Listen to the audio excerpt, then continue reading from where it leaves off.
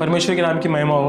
आज हम पढ़ेंगे पहला पतरस का पुस्तक 3 अध्याय 9वां वचन। इसमें लिखा है, बुराई के बदले बुराई मत करो और न गाली के बदले गाली दो, पर इसके विपरीत आशीष ही दो, क्योंकि तुम आशीष के वारिस होने के लिए बुलाए गए हो।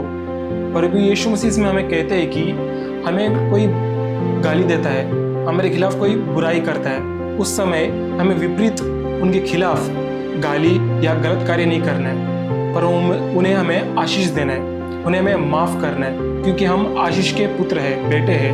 क्योंकि हमारा परमेश्वर प्रभु यीशु मसीह जब धरती पर आए, उदाहरण हमें उसी तरीके से दिए।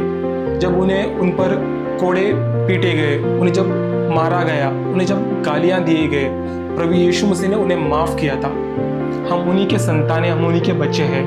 हमें भी परमेश्वर प्रभु यीशु मसीह का उदाहरण से जीना है। हम एक और पढ़ेंगे मत्ती का पुस्तक 5वां अध्याय 44 वचन। इसमें लिखा है, परंतु मैं तुमसे यह कहता हूं कि अपने बैरियों से प्रेम रखो और अपने सताने वालों के लिए प्रार्थना करो। प्रभु यीशु से हमें ऐसे कहते कि जो हमें परेशान करता है, हमारे खिलाफ जो खड़ा होता है, हमें जो कोई कष्ट देता है, उनके लिए तुम प्रार्थना करो। क्यों ऐसा कहते हैं? क्योंकि जब हम दुष्ट के खिलाफ दुष्ट कार्य करेंगे, हमें कोई जब तकलीफ देता है, हम उन्हें तकलीफ देंगे, उनमें और हम में कोई फर्क नहीं रह जाता। प्रभु यीशु मसीह हमें इसमें कहते हैं कि जो हमारा दुश्मन है, बैरियां है, उनसे तुम प्रेम करो, और जो सताता है उनके लिए तुम प्रार्थना करो। प्रभु यीशु मसीह इस तरह क्यों कहते हैं, हमें समझना चाहिए। प्रभु यीशु मसीह जब धरती पर आए, उनका जिंदगी एक उदाहरण है हमारे लिए, हमें इस धरती पे किस तरीके से रहना है, पाप से दूर, गलत कार्य से दूर, जो हमें सताता है, जो हमारे दुश्मन है, उनके लिए प्रार्थना करना है, ताकि उनकी जिंदगी में कोई बदलाव आए। वो बदलाव कैसे आएगा? जब वो हमें देखते हैं कि हमने उनके खिलाफ गलत कार्य किया, फिर भी इन्होंने हमें मारा नहीं, हमारे खिलाफ गालियां नहीं दिया, हमें विपरीत कुछ कार्य नहीं किया, परंतु हमारे लिए प्रार्थना कर रहे हैं।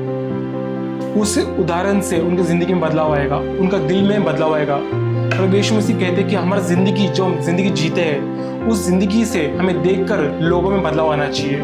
हम गलत के लिए गलत करेंगे तो हम में और उनमें कोई फर्क नहीं रह जाता।